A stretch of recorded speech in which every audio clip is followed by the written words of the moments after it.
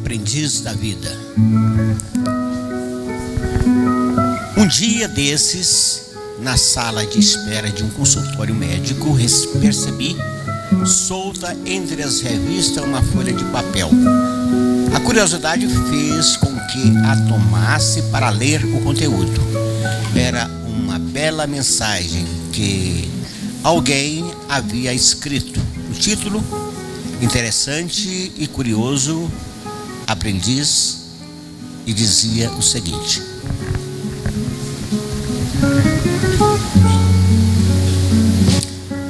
aprendi que eu não posso exigir o amor de ninguém.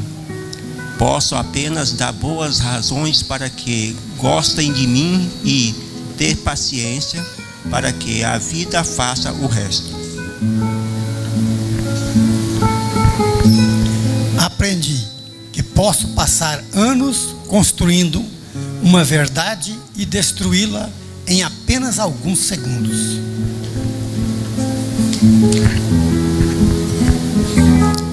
Eu aprendi que posso fazer algo em 1 minuto e ter que responder por isso o resto da vida.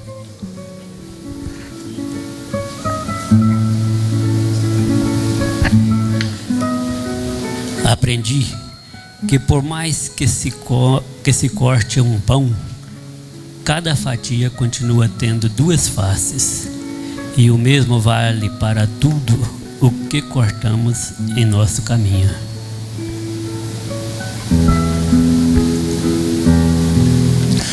Aprendi que vai demorar muito para me transformar na pessoa que eu quero ser e devo ter paciência.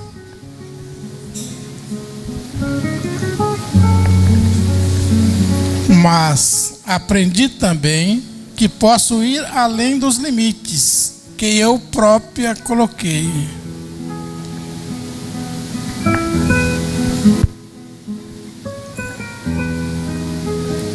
Aprendi que preciso escolher entre controlar meus pensamentos ou ser controlado por eles.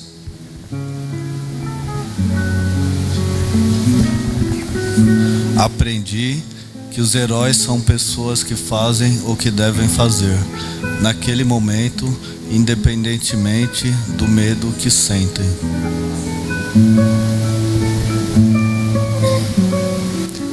Aprendi que nos momentos mais difíceis a ajuda veio juntamente daquela pessoa que eu achava que iria tentar piorar as coisas.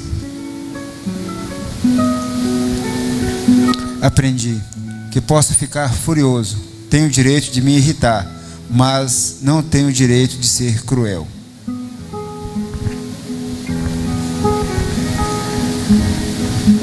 Aprendi e repasso ao mundo que jamais posso dizer a uma criança que seus sonhos são impossíveis, pois seria uma tragédia para o mundo e se eu conseguisse convencê-las disso.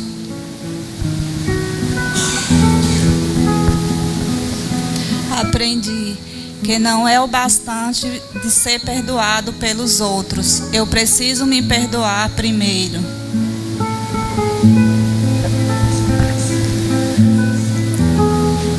Aprendi que, não importa o quanto meu coração esteja sofrendo, o mundo não vai parar por causa disso. Aprendi que as circunstâncias de minha infância são responsáveis pelo que eu sou, mas não pelas escolhas que eu faço quando adulto.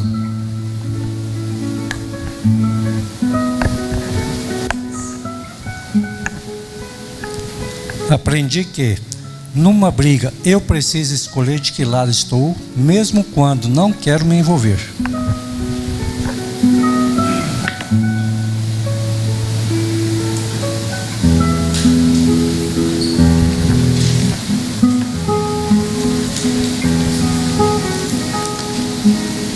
Aprendi que, quando 2 pessoas discutem, não significa que elas se odeiam. E quando 2 pessoas não discutem, não significa que elas se amem.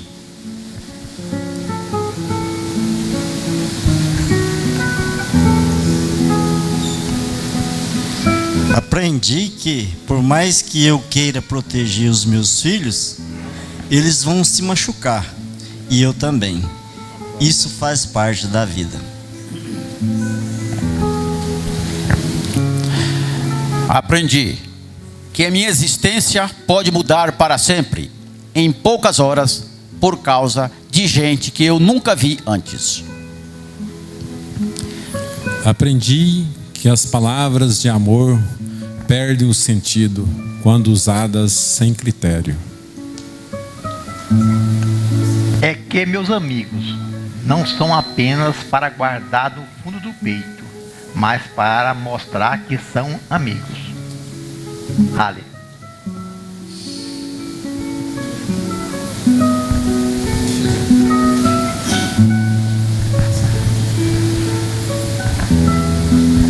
Aprendi que certas pessoas vão embora da nossa vida de qualquer maneira, mesmo que desejamos retê-las para sempre.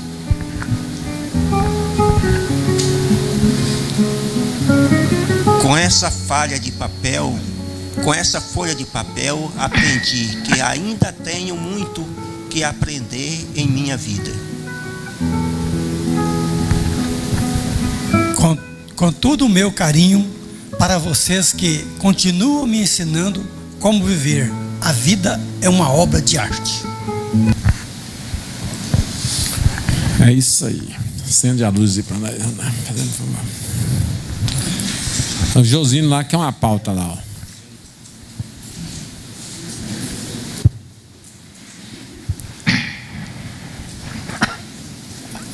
Artista, cantor, compositor.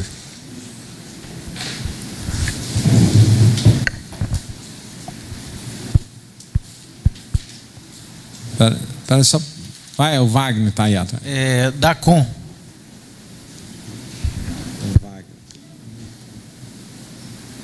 Cícero. Eu queria ver com os colegas se tem alguma empresa que presta serviço de cessão de mão de obra, de limpeza e conservação. Eu queria tirar uma dúvida com relação à emissão da nota. Tá.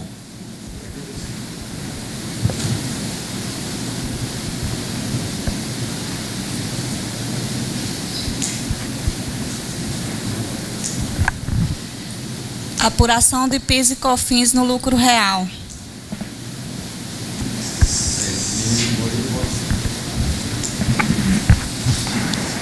Férias. Espera só um pouquinho, né? Seu nome, repete para mim. Joenai.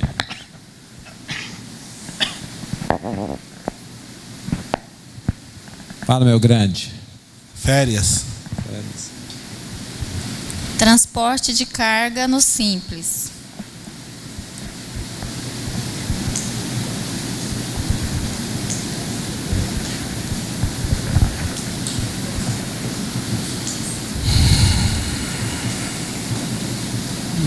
Com você. Quem pediu o transporte? Como que é o seu nome?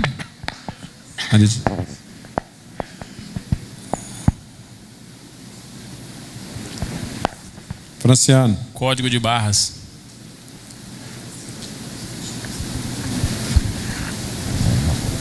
Já aviso, hein?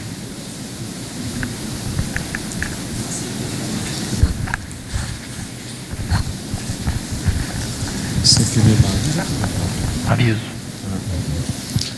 Aqui, ó. Halley. Devolução de mercadoria de empresa do Simples Nacional.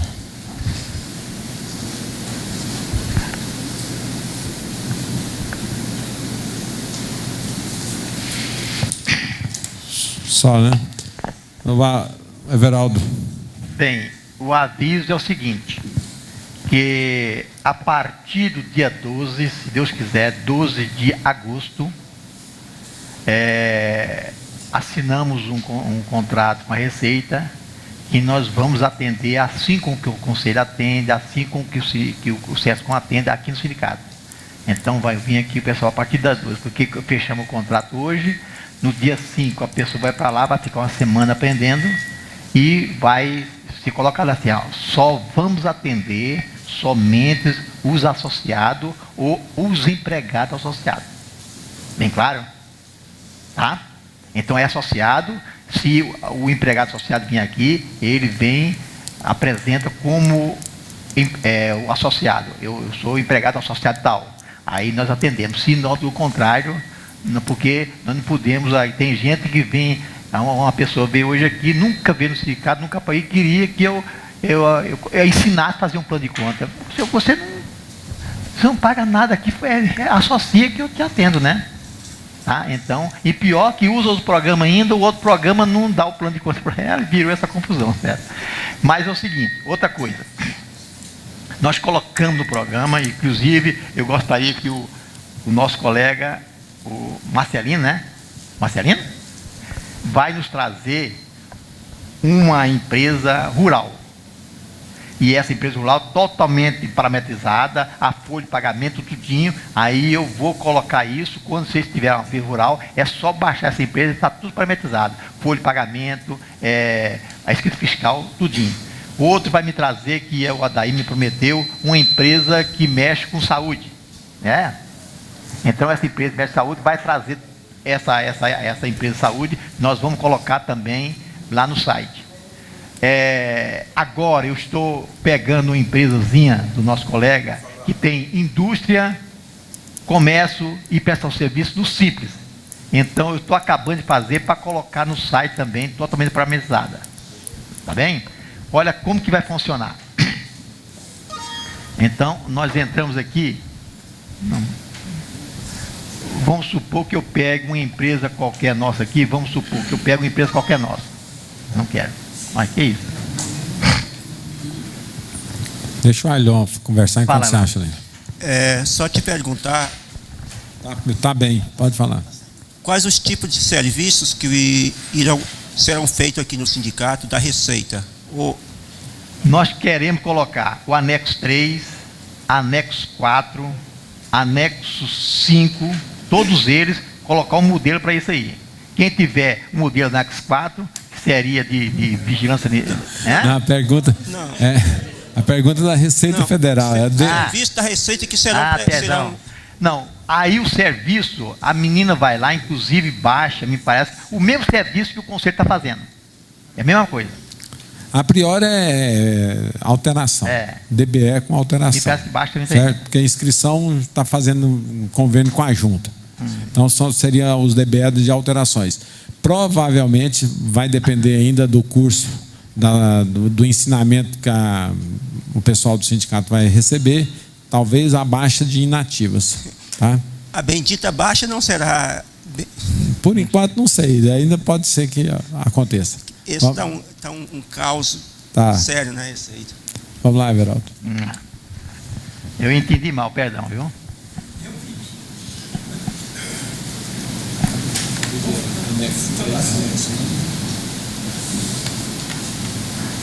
Cadê uma do dia? Se demorar, eu espero. Tá bom. Pode esperar. É o Faustão novamente, né? Quem sabe faz ao vivo. Tá bom. Então é o seguinte, nós temos uma empresa nossa aqui, vamos pegar qualquer empresinha nossa aqui, vamos entrar no contábil. Aí vamos pegar aqui uma empresa inativa, vamos supor, inativa. Estudante inativa. Eu sei que essa empresa inativa aqui minha, falar inativa, tem uma colega nossa, eu vou colocar para vocês, que está querendo comprar empresas que tem um CNPJ velho. Eu não sei para que isso. Dá o telefone dela aí. Não, vou dar. Tá aqui, vou dar para vocês o telefone. Aí paga, diz não sei o que é isso. Eu vou passar, depois vocês me cobram, que eu tenho um e-mail delas, eu vou passar para vocês, tá bom? Vamos supor, essa aqui, essa CIMAC. Essa CIMAC, ela não tem plano de conta, não tem nada. Vamos supor.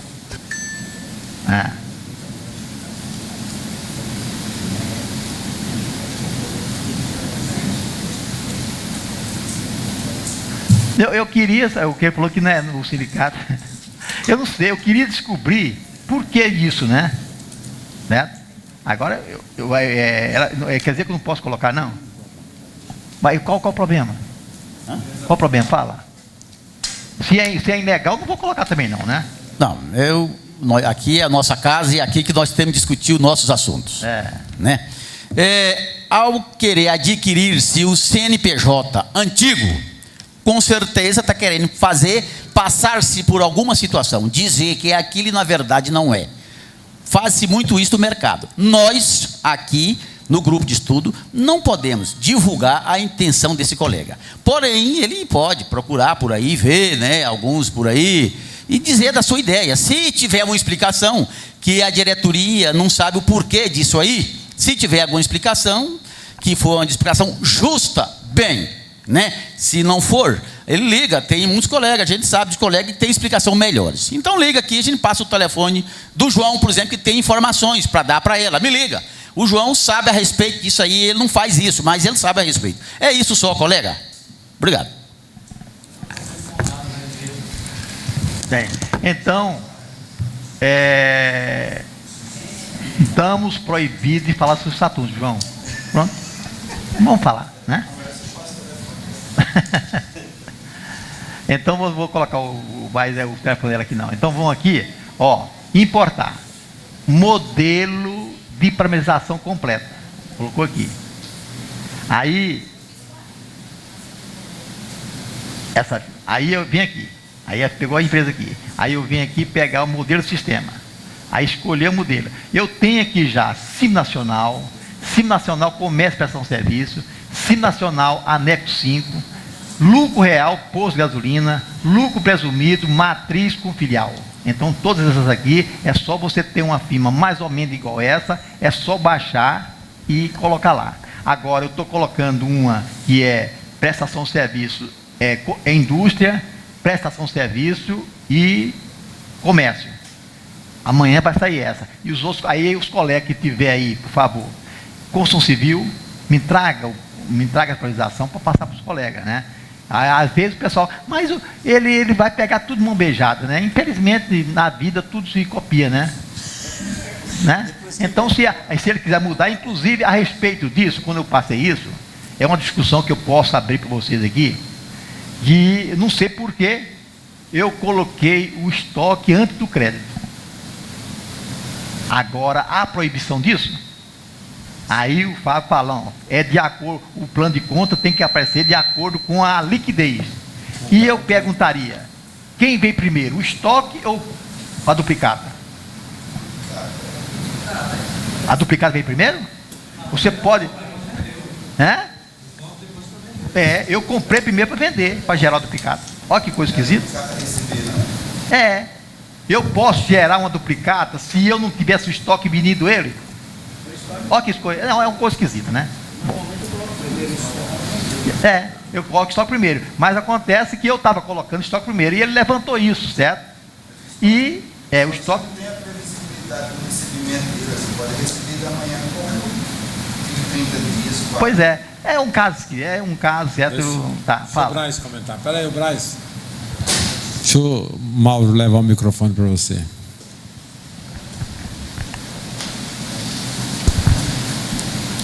Questão os fornecedores.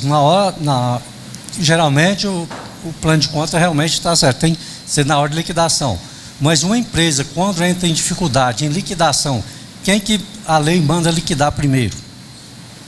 Na parte pessoal? Eu nunca vi um plano de conta que a parte pessoal vem primeiro. Olha uma coisa esquisita. Está errado, não está? Porque realmente eu já vi isso aí. Você tem que colocar na hora de liquidação. Não é? A prioritário não é o pessoal? Vamos ouvir o Fábio. As empresas têm o princípio da continuidade, não se considera com liquidação, que a empresa sempre vai continuar vivendo. As contas do ativo, elas estão dispostas em ordem decrescente de grau de liquidez. Então, com maior capacidade de liquidez vai diminuindo. Então, o Conselho Federal disponibilizou em normas, em nota técnica, resoluções, que primeiro é clientes, que é a antiga duplicata a receber, e depois estoque. Né? Então é uma norma que nós temos como contador que atender. Mas pode ser mudada, pode? Não, porque sempre quando a gente vai explicar às pessoas, fala o seguinte: quando eu preciso de dinheiro, eu vou primeiro aonde? No caixa. Acabou o dinheiro do caixa, eu vou onde? No banco. E depois? Eu vou nos clientes. Não é? Aí depois que eu vou vender o estoque. Mas eu pergunto você, se eu posso ter um cliente, se eu não tenho estoque primeiro? Realmente, aí você tem razão. Mas como se diz, é faca de dois legumes, né? É pano para manga aí até. Eli, fala, Eudes. Eu acho o seguinte, o estoque eu comprei para realizar, para vender. Então, a partir do momento que eu vendi, se eu tenho um cliente, ele vem por ordem de liquidez, porque eu já vendi, só falta receber. O estoque eu vou vender depois, então a ordem de liquidez. Tanto se você vai fazer um índice financeiro, uma liquidez seca, você tem que tirar o estoque. Primeiro você só o caixa, o banco, mais os recebimentos, né, os recebíveis que você tem lá, para depois você fazer, para gerar um índice de liquidez seca, né? Que a liquidez geral é o ativo circulante pelo passivo circulante, né? Mas a liquidez seca você tem que tirar o estoque. Então, por isso que o estoque eu acho que vem na sequência certa mesmo. É depois dos recebimentos, dos créditos. É um caso sério, né? Ok. Eli. Fala, Otávio. Deixa eu só passar um recado aí. Passa para lado de cá, por favor. Boa noite a todos. Boa noite. Trazer para vocês que no site social já saiu o layout da FD Social, tá? A partir de janeiro de 2014, tá? Já saiu o manual, tá? Para quem quiser, é www.esocial.gov.br, aí /layouts com S no final, a SPX você já cai direto lá, tá? Aqui logo abaixo aqui tá o manual de orientação. Eu já baixei ele no meu computador aqui, vou mostrar para vocês, porque eu já vou começar a trabalhar com isso aí lá no meu sistema, tá? E o sindicato também, né, senhor Geraldo? Vai ter que... Não, é o catatal, só a metade é isso aqui, ó. São 200 aqui deu 207 páginas no meu sistema aqui. Tá, entendeu? Então já está aqui, vai ser a partir de janeiro de 2014. Vocês aí que estão nesse limiar aí, né? Quem trabalha com o nosso programa, acho que o sindicato vai disponibilizar essa ferramenta. E aqueles que trabalham com outros sistemas aí, acho que tem que correr atrás aí, tá? Então já está operacionalizado, as tabelas, os códigos, tá tudo aí, gente, ó. Isso aí é uma coisa para deliciar, certo? 207 páginas deu aqui o meu arquivo, tá bom? Otávio Júnior. Sim. O Elalu nem começou a funcionar, já sumiu daí, né? Pois é. Que coisa boa, hein? A coisa boa, né?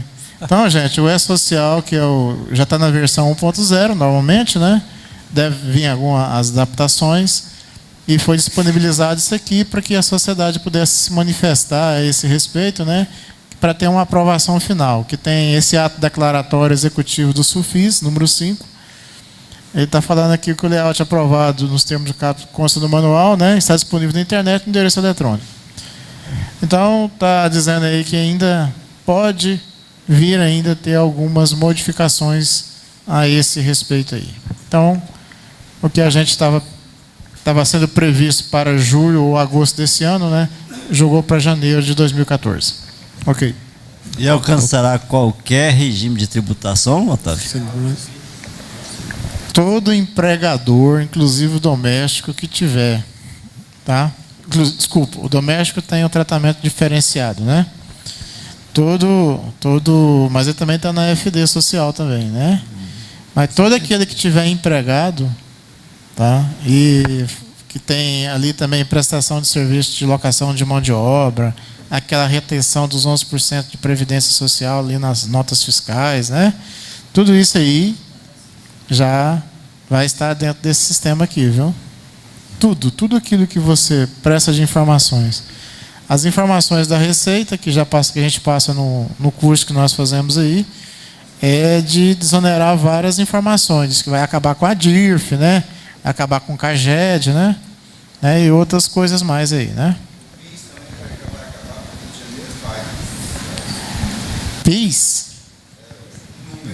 Não, o CNIS, né? Aquele número do PIS, pela informação que a gente tem, ele ainda vai continuar a existir, mas vai haver uma troca do CNIS pelo CPF. certo? Vai ter essa troca aí do CNIS pelo CPF, mas isso ainda vai coexistir ainda um determinado tempo, né? Até que a Caixa Econômica Federal, Previdência Social e Receita se unam esses 3 órgãos aí e façam uma base só, né? Que seria pelo CPF, né? Que o CPF é um número, né? Que tem uma consistência maior, né? Do que o CNIS. A gente, no escritório lá no meu escritório, outro dia teve um rapaz lá que estava com os 3 CNIS. E chegou lá e falou para a gente que a gente tinha errado nos negócios dele. Mas o cara tinha 3 carteiras de trabalho. 3 CNIS. Está entendendo? Aí, isso tudo para quê? Para receber seguro-desemprego. Tá? Isso agora vai acabar, né? Graças a Deus, né? Bem, pessoal, eu estava vendo aqui que não está difícil a gente modificar, não. Volta aí, Fábio. Que nós colocamos aqui nós colocamos 116. E lá no crédito eu coloquei 110. Então, o que eu vou fazer? Eu vou colocar 11404 e colocar crédito aqui, antes do estoque, né? E vou pegar todos aqueles, esses código reduzido, que esse aqui é manual, e vou passar tudo lá para cima.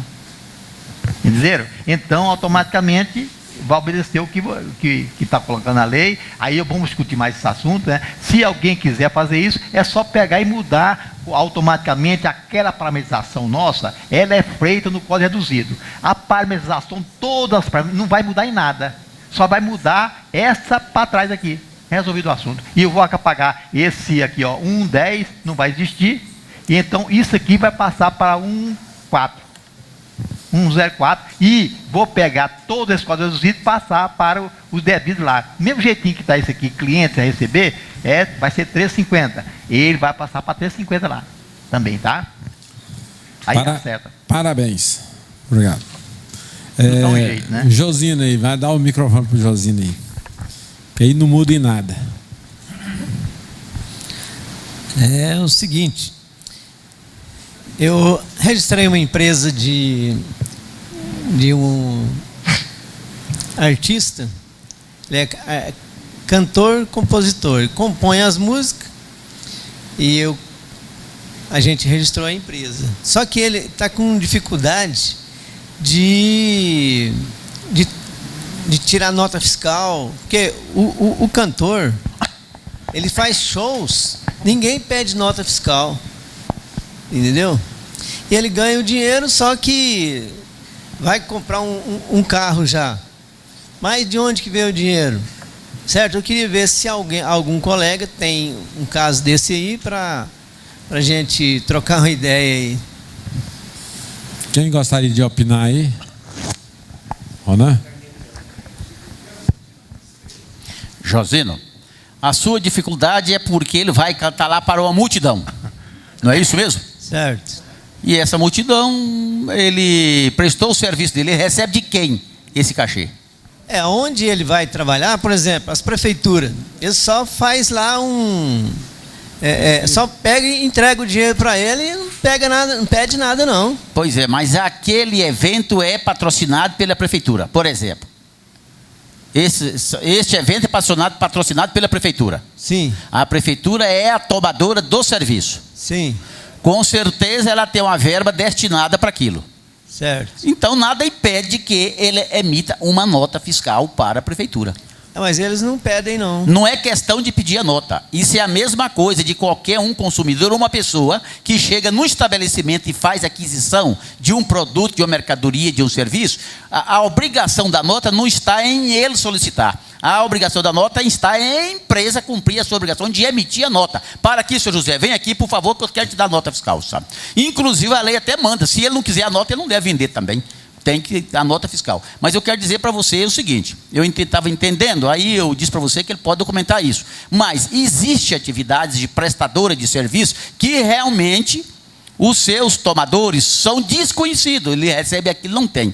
Isso tem como você emitir a nota fiscal eletronicamente. Por exemplo, na Prefeitura de Goiânia tem um recurso para isso, embora este não é o seu caso. Porque este cantor, se ele vai prestar aquele serviço, ele está prestando aquele serviço, alguém contratou. Quase sempre é órgão público.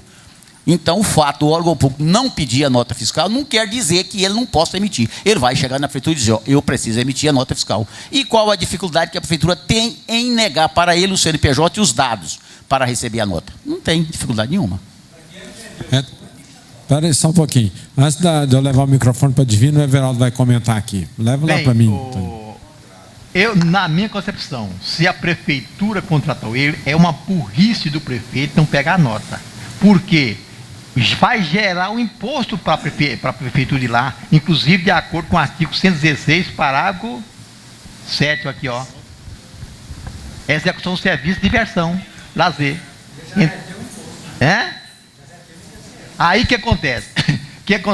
Ele está se abstendo da receita da prefeitura. Porque quando ele prestou, o senhor foi pagar, ele deveria pagar o imposto para a prefeitura sobre o serviço que foi prestado. Por que a prefeitura não recebe a nota? Eu não sei como que a prefeitura está lançando esse documento lá na prefeitura. Uma coisa esquisita, né? Muito estranho. Então, esse contador da prefeitura também é um bananinho de primeira, viu? Tá, um momentinho aí. Vamos ouvir a Divina agora. Quando é o caso de cantor, é o seguinte, quem contrata não é o próprio município que ele vai cantar. Normalmente o município tem uma empresa de promoção e eventos, ela contrata, angaria aqueles fundos, recebe aqueles fundos e o município paga para ela um valor para que ela administre aquela situação que não é fácil. Um contrato de risco de responsabilidade civil. O que acontece? É uma prestação de serviço, o cantor vai cantar, quando ele faz essa contratação, ele tem um contrato com essa promotora ou diretamente com a Secretaria de Ação e Promoção Social. O que ocorre? Com aquele contrato, ele gera uma nota eletrônica de prestação de serviço e quem vai pagar para ele, às vezes pode ser o município, mas vem do fundo, paga para ele e recebe quita. Aí ele lança o normal. Mas a maioria dos casos, eles não emitem nota porque não quer emitir. O município já tem aquele fundo próprio. Vai passando, aquela história todo mundo conhece. Mas se ele quiser tirar nota, ele pode tirar e, vinculado ao contrato, é obrigatório tirar. Porque nesse caso há um tipo de sonegação aí. E o município depois fica com dificuldade o município ou a pessoa contratante, né? Que às vezes não precisa ser o município, não. A promotora deles lá. Então pode tirar sim, é uma prestação de serviço. Tudo bem. Agora, na realidade, microfone lá para o Josino. Na realidade, o que o Josino colocou é que os cantores, os músicos, constituíram uma empresa jurídica para prestar o serviço. Correto. Eu não sei, mas teria que olhar na relação, porque essa empresa, ao ser contratada pela prefeitura, é uma empresa de cessão de mão de obra, que ela está fornecendo trabalhador, que o músico é um trabalhador, certo? Só que os músicos, provavelmente, como você colocou, eles são os sócios da empresa. Não são? Não. E isso eu falei prefeitura porque a prefeitura... Não, ele presta... É uma empresa de eventos. É, uma empresa de eventos. A única coisa que eles fazem é assim, ó. Fulano, você vai cantar lá naquele lugar. Chegou lá, cantou, eles botam o dinheiro na mão dele e volta para casa.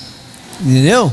Isso aí, eu queria saber se realmente é assim. Peraí, deixa eu entender, ou todos entenderem. Porque você constituiu uma empresa de eventos que não são, o quadro social não são os músicos.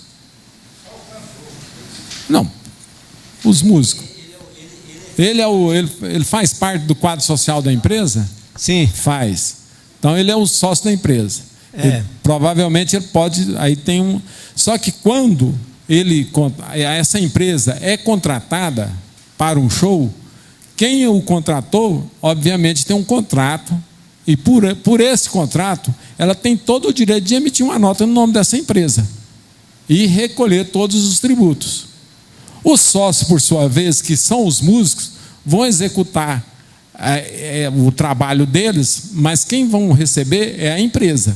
A empresa recebendo, eles vão fazer a contabilidade, vai ter a sua retirada pro labore, a diferença que sobrar é lucro a distribuir ou lucro distribuído. Eu entendo assim, poderia funcionar dessa forma. Certo? Certo. Porque Agora, a questão é que o Ronan colocou. Não é esperar quem realizou o evento te pedir a nota fiscal. E sim, a obrigatoriedade de já estipular um contrato de prestação de serviço. No término do contrato de prestação de serviço, emite a nota fatura para receber. Você vai dar origem ao dinheiro, pagar toda a tributação e faz a contabilidade. Os músicos são os sócios, vão ter um prolabore de X estipulado, a diferença contabilizada, as sobras serão lucro e que serão distribuídos futuramente. E aí não tem tributação na pessoa física. A empresa já tributou. Entendeu? Pode sim. Já você tem um contrato que te dá todo o amparato jurídico ao contrato para emitir a nota fiscal. Eu conheço o contador daquela banda Mr. Jim. É isso aí. A Mr. Jim, o vocalista lá que fala, ele é o dono da empresa. O resto são funcionários dele. Correto. Quem contrata eles para cantar é uma empresa de evento. Ele emite essa nota para a empresa de evento. Aí essa empresa de evento que se vira com a prefeitura. O que acontece? A empresa de evento contrata eles por um valor X. Não importa se deu 10 pessoas, 500 ou 1000. Ele recebe aquele valor X, emite a nota e pronto, acabou. É acreditado o dinheiro na conta da empresa. Eles têm uma empresa, fulano de tal. Aí os componentes do grupo são registrados, são funcionários dele. Quer dizer, a empresa é dele. Aí ali ele paga o salário deles, certo? Então é uma empresa normal, bonitinha. Então é contratado por uma empresa de evento, promotora de evento. Em questão de planejamento tributário, os músicos sendo sócios, eles teriam um prolabore menor e uma tributação de folha de pagamento menor. Sendo sócio, os músicos sócios, é uma empresa normal. Em planejamento tributário, o ideal seria todos os músicos participarem do quadro social da empresa. Você já viu a história. Tem uma dupla sertaneja aí que os dois, um é funcionário do outro, mas... Tranquilo. Isso é verdade. Pode dar, Ronan. Deixa o Ronan falar aqui, depois você fala. Permissão, a gente conversando, eu estava a pensar, é uma nota aqui de interesse à categoria, e eu estava dizendo assim, como é que é importante isso aqui, e agora com a pergunta do Josino, reforçou mais ainda o meu pensamento. Eu só queria ter 20 anos mais novo, que é para aprofundar meus conhecimentos na contabilidade. Demerval Fernandes de Souza, como nós conhecemos, ele é um parceiro do sindicato, é o doutor Demerval Fernandes de Souza, é o tributarista, diretor-presidente da Consulto. É um tributarista de renome em Goiás. Hoje ele esteve aqui no sindicato e disse o seguinte: olha, Ronaldo, eu quero que você junte aos seus colegas e ir lá no site, diga que a minha empresa está precisando de um contabilista advogado. Não interessa se ele tem conhecimento de advocacia, eu quero que ele tenha conhecimento de contabilidade. E a Consulto, que é a minha empresa, paga um excelente salário para este profissional. Então, portanto, o contador está sobressaindo o advogado. Só para fechar essa pauta aí, igual foi tudo colocado, como por exemplo, nada impede que a empresa, o cantor seja sócio da empresa. Agora, vai mudar um pouquinho se a empresa tiver em nome de determinadas pessoas, e de pessoas que não seja cantor, e estes contratarem o cantor. Porque a prefeitura ou um terceirizado contratar o serviço daquela empresa, ela precisa exigir a vinculação do cantor com a empresa como empregado, porque senão ela estará assumindo a responsabilidade de quaisquer de possíveis penalidades. Portanto, se o cantor ele é o dono da empresa, melhor ainda. Agora, se o cantor não é o dono da empresa, os sócios empresários precisam contratar este cantor como empregado e assim prestar informações para a prefeitura ou quem contratar o serviço. Outro assunto só para clarear. Emitir a nota fiscal pelo contrato em si, o contrato ele tem subsídio para você emitir a nota fiscal, mas você não pode emitir uma nota fiscal de posse daquele contrato e não levar ao conhecimento do tomador do serviço da pessoa jurídica. Por quê? Que seja uma terceirizada, conforme a Divina colocou, uma empresa lá de eventos e promoções, que contratar o serviço do contador, e essa empresa está lá prestando um serviço para a prefeitura, não pode prestar um serviço para essa empresa sem levar o conhecimento dela. Eu emitir uma nota fiscal para a sua empresa aqui de evento, ou então diretamente para a prefeitura, sabe? Essa nota fiscal emitida precisa ser levada ao conhecimento do contratante, da empresa contratante. Franciano. Na pergunta do Josino, ele colocou também a respeito de direitos autorais, tá? Me parece que o Congresso aprovou semana passada, Josino, uma nova legislação a respeito de direitos autorais, viu? Não, tudo bem, a pergunta dele também está inclusa isso também lá, Braz. Ele falou também, tá? Estou só atentando você que foi aprovado semana passada, tá? Mas direitos autorais ele já recebe da ECAD. Isso, mas certo? tudo então bem. Ele tem fonte, ele tem a fonte comprovada. Agora, como a ECAD tributa, aí tem ele. Não, tudo bem, estou só atentando ele só. Tá, ok. Deixa o Rally comentar aqui. Só o Eudes está aí perto, deixa o Rally. É porque, como o Ronan falou a respeito da nota, só lembrando que a Prefeitura de Goiânia agora, principalmente, ela está... Quando você contrata um serviço, toma um serviço, ela já está lançando direto na REST do tomador, viu? É só lembrar disso, que às vezes, se a pessoa não saber, a REST vai ficar em aberto. A REST, inclusive a DMS também, ela está fechando. Fecha automático, ela né? Fecha automático. Do prestador fecha automático, mas a REST fica em aberto do tomador. Deixa o Rally comentar aqui. Passa para o Rally. Ei, Maurinho. Eu faço a contabilidade de uma empresa de eventos. Vamos ouvir aqui direitinho. E essa empresa de eventos, ela toma o serviço de cada um dos artistas, porque todo evento não existe só o cantor. Existe o cantor e um punhado de coisa, igual a Divina falou. Palhaço, é isso, é aquilo, é coisa para levar. E a empresa que contrata com a prefeitura, ela é obrigada, além de emitir a nota fiscal, ainda prestar contas daquilo que ela adquiriu da despesa, essas coisas, tudo, o pagamento de cantor, pagamento de coisa, para prestar conta também com a prefeitura também, quando tem uma determinada verba especial de algum incentivo fiscal, porque também essa empresa, quer dizer, ela faz muitos desses eventos através de um determinado incentivo fiscal. Então ela é obrigada também a prestar conta com o órgão das despesas que teve, que é o contrato que ela teve. A empresa que não tem o seu músico no quadro social, ela, uma vez contratando, é um trabalhador autônomo que ela está contratando. Aí segue a legislação do trabalhador autônomo. Retenção de 11% do INSS até o teto. ISS se ele não tiver cadastro na prefeitura. Imposto IR se o valor ultrapassar. Então, é a mesma coisa. Tá? Agora, Fala aí, Maurinho. A mesa e demais. Eu penso o seguinte, que o poder público, uma prefeitura que ao contratar diretamente ou indiretamente uma empresa de eventos, ela jamais, a não ser que ela esteja com uma sobra de caixa 2 lá, para estar pagando, seja lá quem for, sem passar isso pela sua contabilidade, pela lei orçamentária dela. Inclusive, o artigo 62 e 63 da 4320 de lá de 1964 fala o seguinte: a despesa tem que ser empenhada, liquidada e paga. A liquidação se dá como o companheiro Ronan falou, tem que ter o carimbo do funcionário recebendo o produto ou o serviço.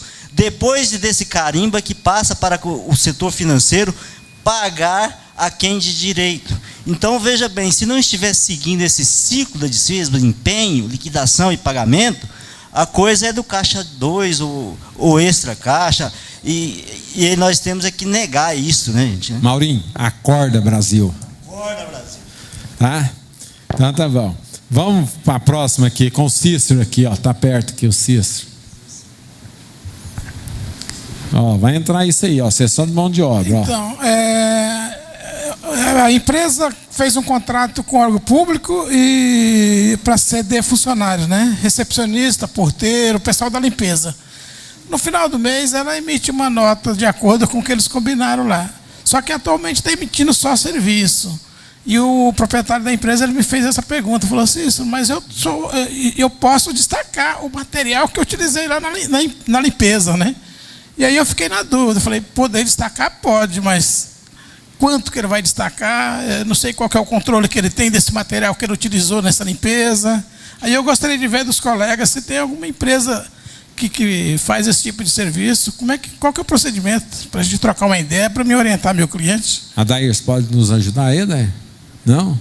Marcelino? Então, Eudes? Todos os caras. Quem mais quer palpitar aí? Divina? Divina fica lá no cantinho, eu esqueço de perguntar lá. É daí. Não é essa 971 e ela determina na seção de mão de obra um percentual.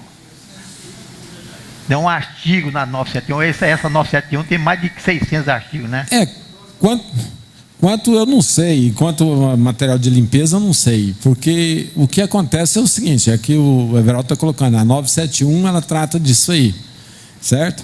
Agora o que acontece é que no fornecimento de material, que eu já vi falar é só em construtora.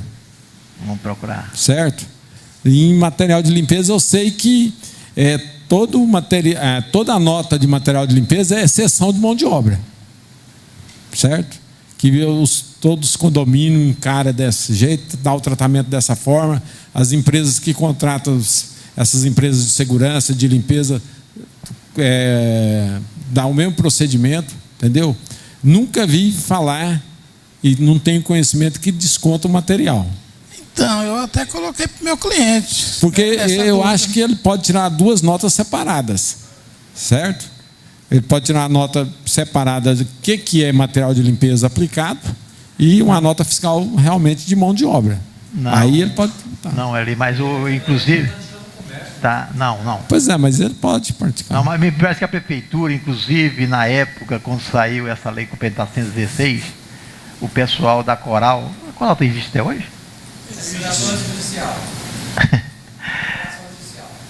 Então a Coral nos chamou lá porque ele estava pagando 5% sobre o serviço prestado. Então, na época, conseguiu certo que passasse para 2% por causa dessa matéria aplicada.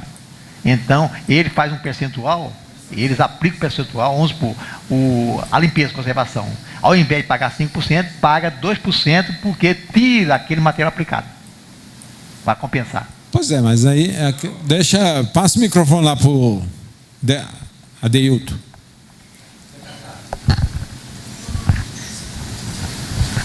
Não, na verdade, essa questão de sessão se ele está fazendo serviço de limpeza dessa forma que você está falando aí, é só a mão de obra, não tem fornecimento de material. Aí, no caso, seria praticando o comércio. Agora, na construção civil existe a empreitada parcial e a empreitada total. A empreitada total você vai entrar com o material, né? Aí, mas é porque quando você presta serviço, até voltar, aliás, mudei esse assunto um pouquinho, é o seguinte: quando você presta serviço para condomínio, você vai fazer serviço com fornecimento de material, você tem uma redução de 40%, você tem um recorte sobre 60% do valor da nota de serviço. Aí você paga em cima de 60%. E assim também para serviço para órgão público. Você pode fazer isso para condomínio. Peraí, repete que não chegou bem na mesa. Peraí, o condomínio, o que tem o condomínio? Especificamente, quando você presta isso para condomínio, tem uma redução de 40% no valor da nota. Você paga em cima, paga o ISS só em cima de 60%. Se emitir uma nota de 100 mil, por exemplo, você paga o ISS em cima de 60 mil. Eu não tenho esse conhecimento, não. As notas lá que eu tenho cliente lá já vem com a dedução pois é, mas ele paga o ISS sobre 60%. Isso, do valor da nota. E entra tudo como mão de obra. Mas isso na área de construção civil. Agora, de limpeza em si, eu não sei, eu acho que no caso seria na área de construção civil não tem nada a ver com condomínio. Não, mas é assim, eu estou falando assim, questão de cessão de mão de obra. Pois é, cessão de mão de obra com construção civil que eu disse aqui. Mão de obra com construção civil. Eu estou falando assim. Existe um tratamento.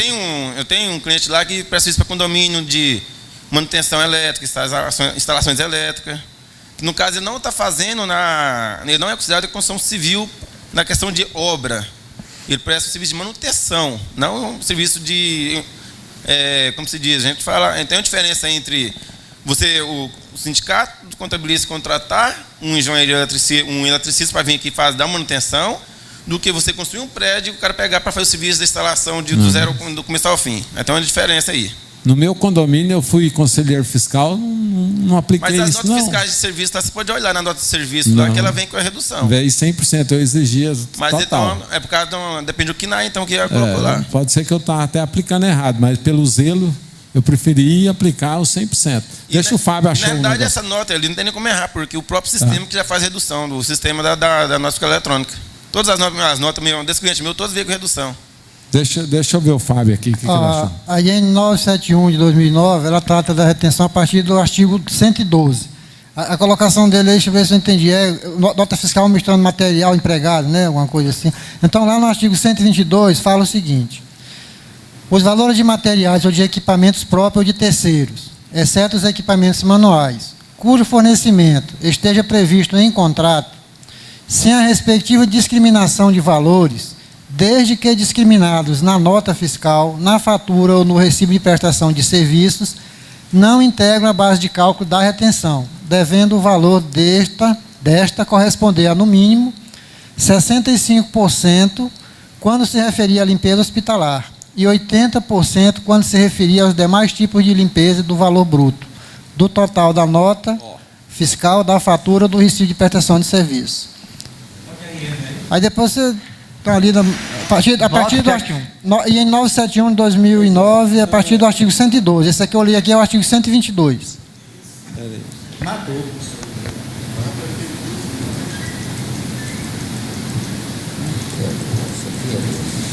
Mas fala em limpeza aí, Fábio. Sessão de mão de obra. Pois é, sessão de mão de obra de 122. A retenção de 11% sobre o valor do bruto da nota fiscal. Lá no artigo 122. Põe lá no artigo 122, por favor. Passa para o seu aí, vai. Tem jeito não?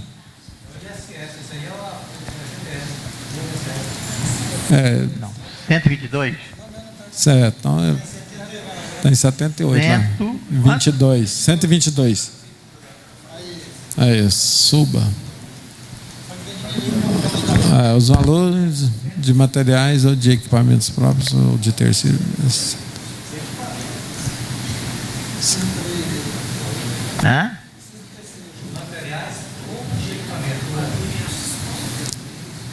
Não, eu quero limpeza. 65%. Mas vai limpeza quando tá se lá. referir a 80% quando se referir a demais tipos de limpeza. Então é mais ainda do que hospitalar. Então Com 65%, o hospitalar que é 80%. Mas tem isso não, eu mesmo. não estava perdendo, não. O cara que estava perdendo. Eu estava só fazendo. Eu estava zeloso demais. Não, porque esse limpeza aí eu nunca tinha prestado atenção nele, não, viu? Depois tem que dar mais uma lida nele. Então, Cícero, é pegar lá e ler direitinho, né? E realmente. Microfone.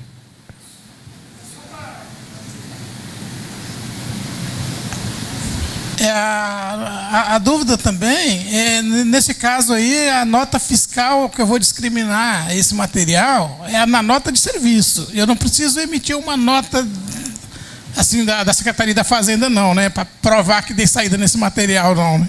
Pela lógica aí que eu entendo, você faz a observação do artigo da IN 971, artigo 122, parágrafo, item lá. Isso. Você emite a nota de só na prestação de serviço. Vai emitir uma nota só de prestação de serviço e tributar de acordo com a IN 971, artigo 122, item 3. Não. O item 3, parágrafo 1º, né? Isso. Ah, não, 3, Porque o material que ele adquire, né? Senão tornaria-se uma mercadoria de revenda. E não é uma mercadoria de uso e consumo. Aí ele usa para fazer a limpeza.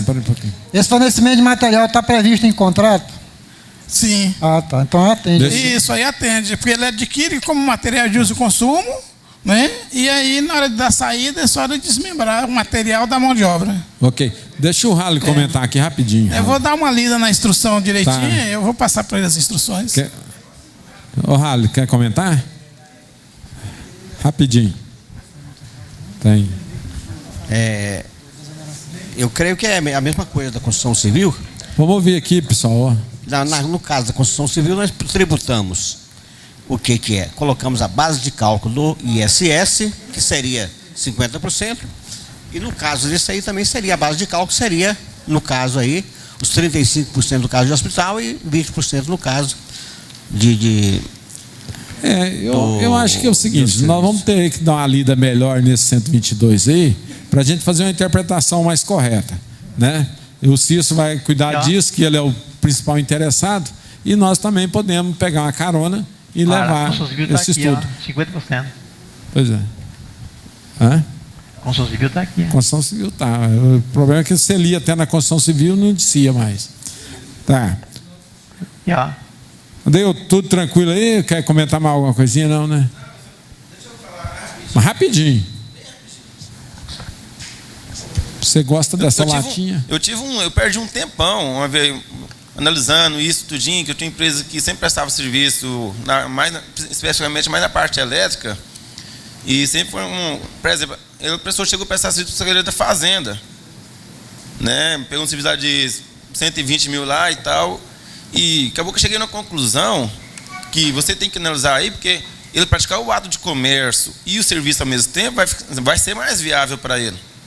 Porque na hora sobre a venda isso, os impostos saem mais em conta. E também, como eu fui lá, conversei com o Omar e tudo mais, o Omar falou assim, não, se você está fornecendo esse material, você está praticando um ato de comércio, você pode até emitir um ato de serviço, mas está praticando um ato de comércio.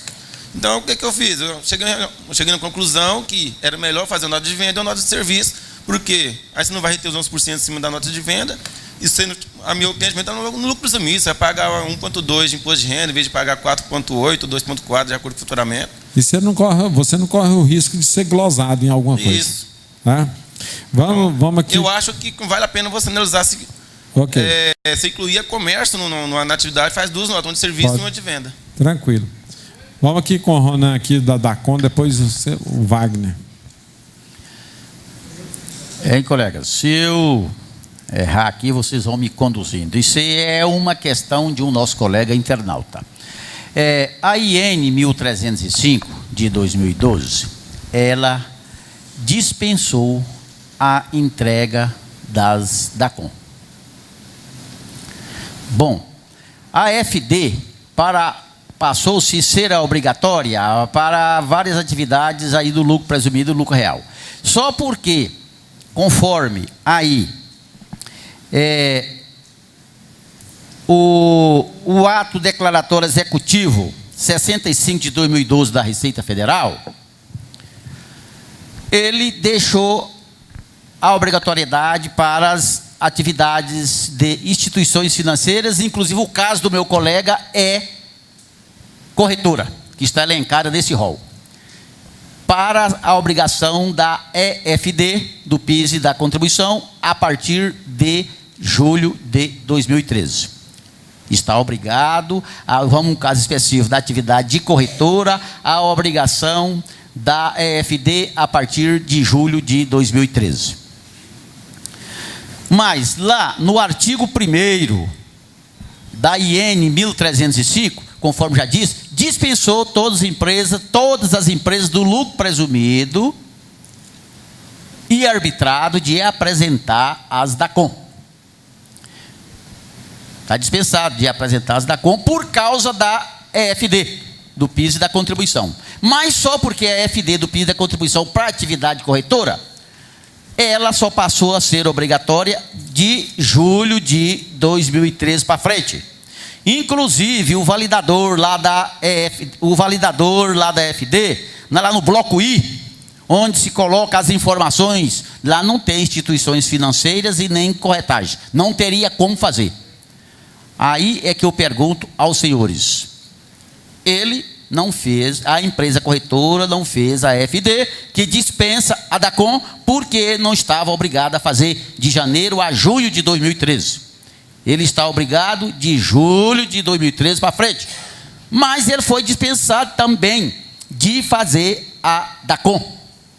E o validador nem disponibilizava, se quisesse ter feito, disponibilizava as informações dessa atividade corretora.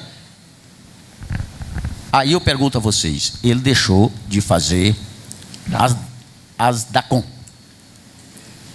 Estaria obrigado ou não? Entenderam? Entenderam a pergunta? Não, é 2013 para essa atividade de corretora e instituições financeiras. Aqui está aqui, por exemplo, aqui, ó. Olha aqui. As pessoas jurídicas enquadradas a seguir estarão sujeitas a FD, contribuições em relação à contribuição para o PIS, PASEP e COFINS referente aos fatos geradores ocorrido a partir de 1 de julho de 2013. Aqui vem as atividades que estão obrigadas.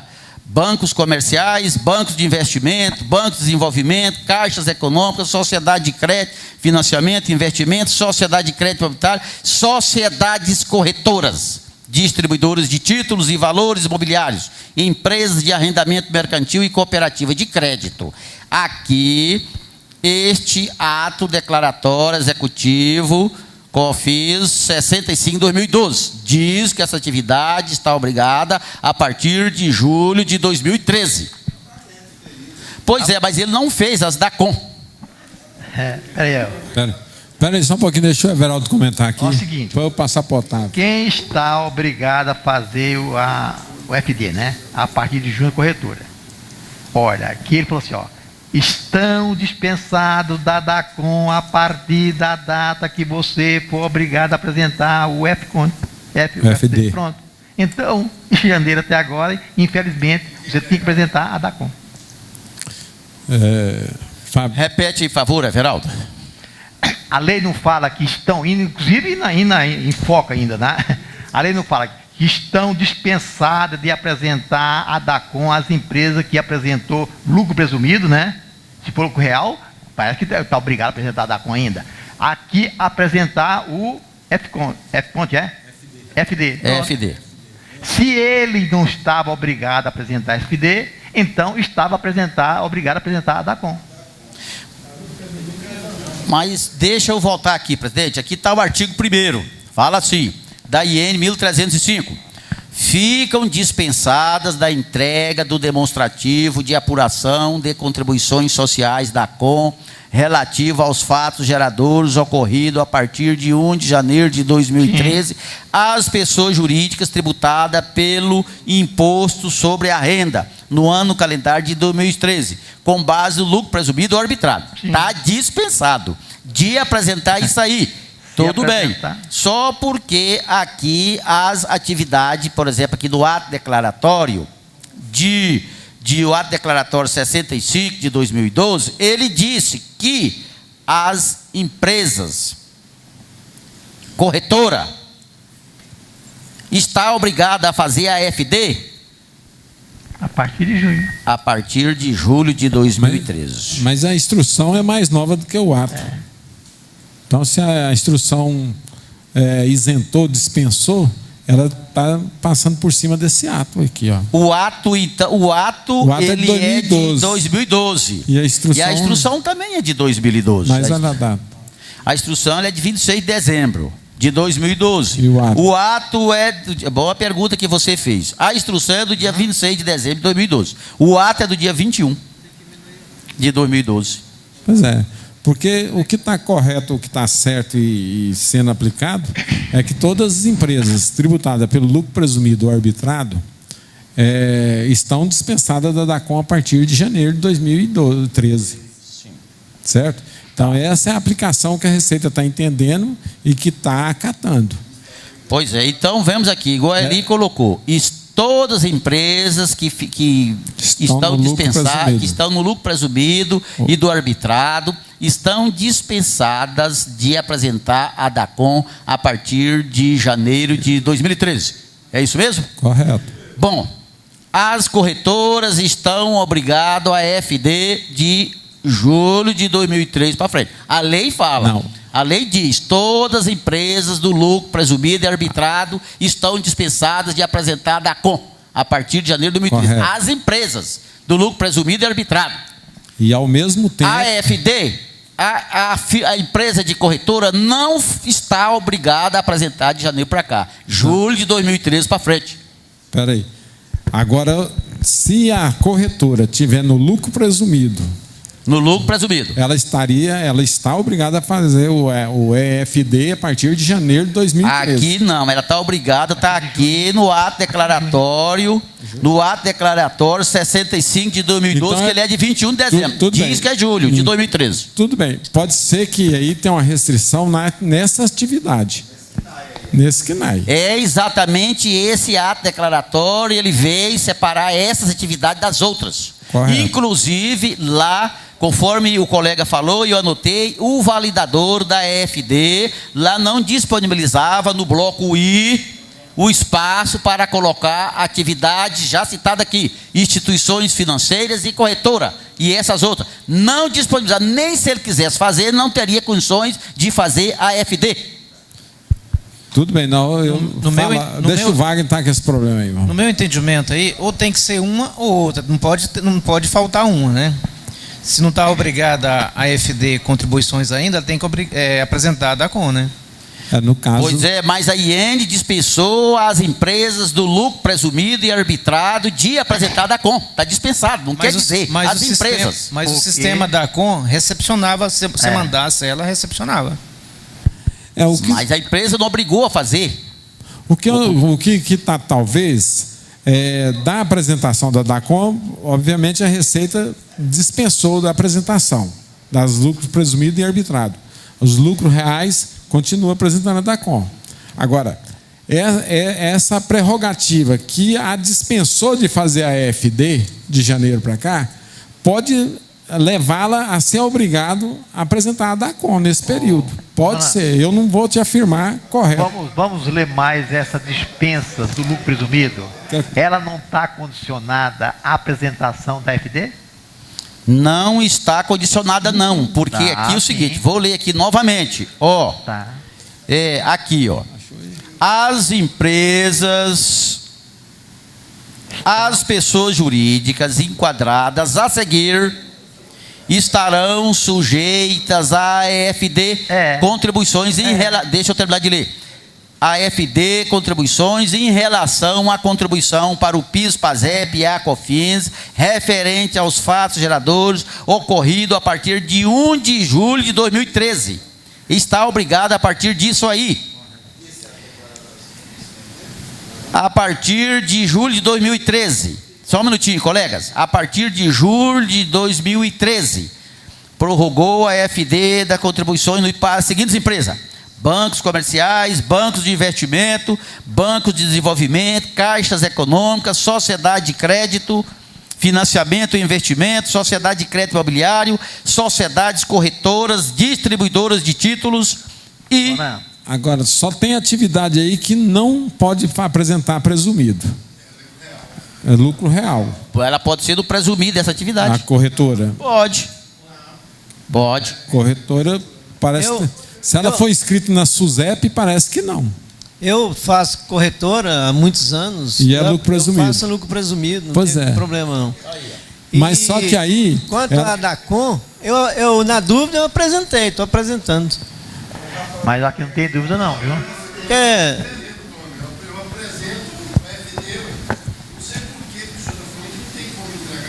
Você está apresentando a FD dela? Não. Dessa atividade corretora? Eu apresentei a DACON. DACON.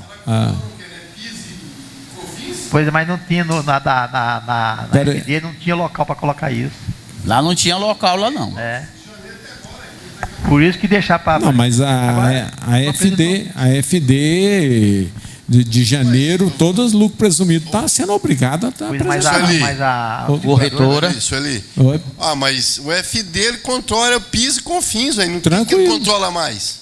Tem mais alguma coisa? A desoneração. Tá. Exoneração. Pois é, mas então é normal. Eu tenho corretora, eu apresentei normal, por isso que eu estou achando estranho, achei até interessante. Amanhã eu vou até fazer uma consulta na minha consultoria sobre isso. Fábio, achou alguma coisa? Você me deixou uma dúvida agora, viu? Deixa o Fábio esclarecer um pouquinho ali. Não, eu fui questionado também sobre isso, dei uma estudada nesse ato declaratório, nesse anexo, né? Inclusive, ele tem uma data lá, realmente num campo lá, 1º de junho. 1º de julho, certo? Agora, como o Silas falou, eu entendo que esse campo vai ser disponibilizado 1º de julho. Mas a instrução normativa 1252, ela não fala que essas entidades começam a partir de 1º de julho, não. Fala janeiro. Né? Fala janeiro. Agora, pode ser que eles viram que não precisa dessas informações para esse tipo de atividade e criaram esse campo e podem desconsiderar de janeiro a junho. Mas não tem nada escrito. Né? Então, aí é o seguinte, o que é o ato declaratório? O ato declaratório é uma interpretação daquela dúvida. Mas, com quem eu conversei, o entendimento é esse que o Ronan está falando, é que se falou que só vai exigir a partir de 1º de julho.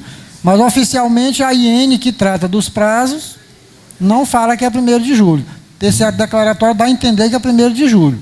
Tá, vamos ouvir o Everaldo um pouquinho aqui. Só que me responda uma coisa, eu acho que nós falamos isso semana passada. Eu pesquisei. Quem está dispensado de apresentar a DACOM são as empresas, lucro presumido, certo? Que apresentou a AFD.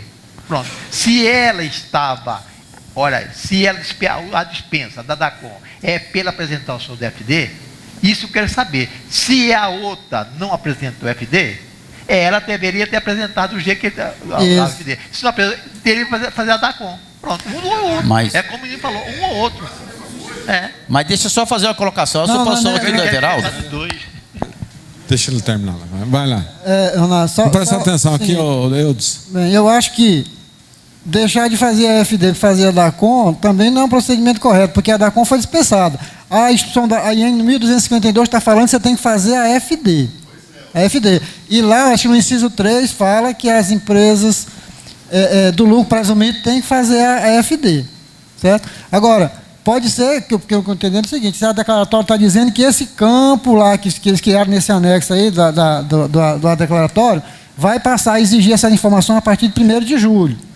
Mas fazer você tentou fazer a FD dessa atividade aí? O colega tentou, não teve jeito de fazer, dizendo ele. Por isso que eu vou pegar o telefone aqui do colega e do outro ali. O que dá a entender é que ou a IN cochilou em não observar e prorrogar espaço a 1º de julho, ou então vai ter que entregar. Que é o M600 e o M200. Então, é os únicos campos que você utiliza para validar o FD. Então, assim, eu não vi, eu até estou com dúvida, amanhã, inclusive, eu dou uma verificada nisso aí, porque eu tenho corretoras. Pois é, mas é igual que nós estamos colocando aqui.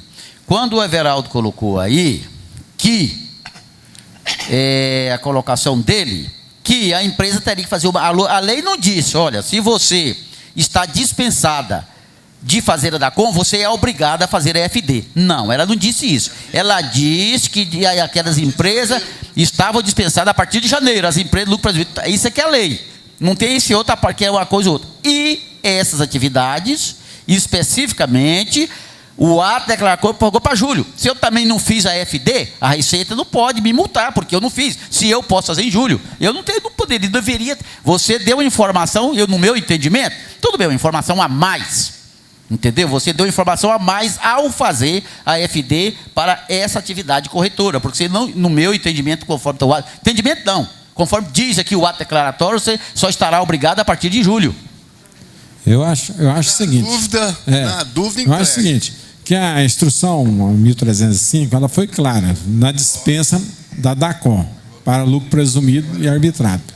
E, ao mesmo tempo, ela deixou a obrigatoriedade do FD para as empresas do lucro presumido e arbitrado. Então, morreu. Ponto de questão. Quem não apresentou o FD está sujeito à multa. Porém, essa atividade sua pode entrar com defesa baseado nesse ato declaratório. As outras atividades que não está incluída nesse ato declaratório, obviamente, se não apresentou o FD, vai estar sancionada de penalidade. Certo? É a minha interpretação. Okay. Mas, né? Josino, você pode falar o seu telefone, que o colega está ouvindo, ele vai. Pode falar o telefone, Josino? Microfone ali para ele. E depois pegar do Silas também, pelo colega. Ô, danado. 3233 97 59. Isso. Agora, Silas, o seu número, Silas. 3087 3087 2399. 2399. Então, colega, está aí. Vamos resolver o seu problema. Obrigado. Agora, Josino, você continua apresentando a DACON e não apresentou o FD, não? Apresentou os dois? Não, apresentei só da DACON, porque eu estava em dúvida. E eu, na dúvida, eu acho que... Mas as outras empresas de lucro presumido, você fez FD? Sim. Então tá beleza. Nesse caso da seguradora, tem esse ato declaratório aqui que pode se defender. Agora, só mais uma coisinha para clarear para o colega. Essa atividade realmente ela pode estar no lucro presumido, corretagem, seguro? Pode, corretora? sim. Pode estar. Tá bom. Ok. Wagner, morreu o seu assunto aí? Ou o seu é outro? Assim, tirou a dúvida com relação à DACON lá. Mas eu, aproveitando o gancho, a respeito da FD Contribuições. Acho que até o Otávio Júnior pode até esclarecer nós o seguinte. A dúvida que eu tenho é o seguinte. Tem umas empresas lá que eu apresento a FD Contribuições, está obrigada a partir de janeiro. A pergunta é o seguinte. Se um mês ela não tem receita, não tem PIS nem COFINS, eu estou mandando negativo, mas eu sei que informações que eu tenho aqui em dezembro, você informa a de dezembro e marca os meses que não teve movimento. Só que eu, na dúvida, eu mandei negativo esse mês que não teve movimento. Eu queria que o Otávio Júnior, acho que ele tem um conhecimento a respeito disso aí, falasse a respeito dessa de dezembro, só marcar o mês que não tem movimento e seria igual a DCTF, por exemplo. Você está certo que é no mês de dezembro, na competência 12, que você vai marcar os meses que você não teve faturamento. É isso que está lá na FD Contribuições. Então não tem necessidade de mandar esse movimento no mês que não tem receita, no caso.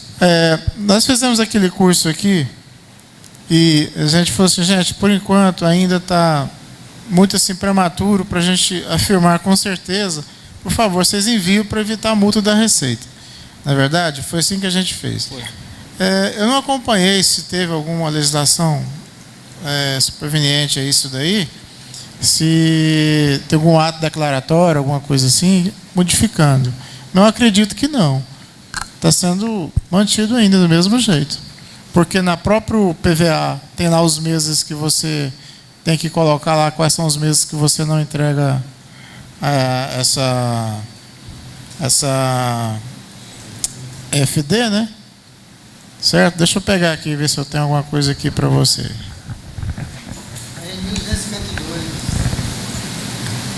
Pois é a 1252 tem mais.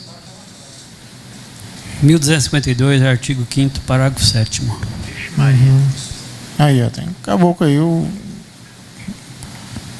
Comenta tá aí enquanto o Otávio acha ali, né? Não, tá aqui, ó. Só passar aqui. Passa para aí, né? Slide.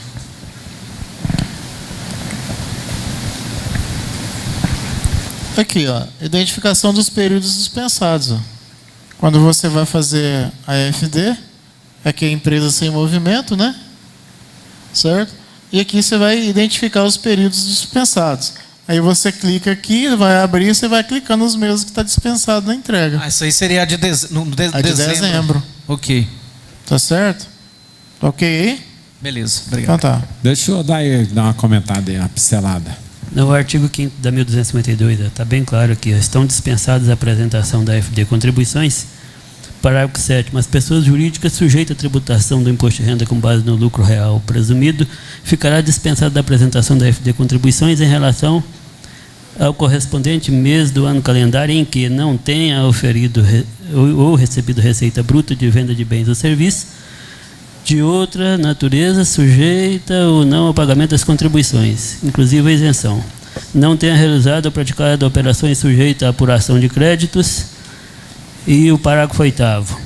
A dispensa da entrega da FD Contribuições, a que se refere o parágrafo 7º, não alcança o mês de dezembro do ano calendário correspondente, devendo a pessoa jurídica, em relação a esse mês, proceder à entrega regular da escrituração digital, na qual deverá indicar os meses do ano calendário em que não oferiu receita e não realizou operações de geradora de crédito. Igual a CTF, né? Igual a CTF também. Repetiu. Realmente. Vamos ali, Maurinho, microfone aí para Joaine. Joenaide, é porque eu não estou vendo nenhum nome aqui. Cadê? Não? Aqui, ó, Joenaide. Joenai. A minha dúvida é o seguinte: na entrada de mercadorias com ICMS substituição tributária, na apuração do PIS e COFINS, lucro real, eu posso considerar esse ICM como crédito? Otávio.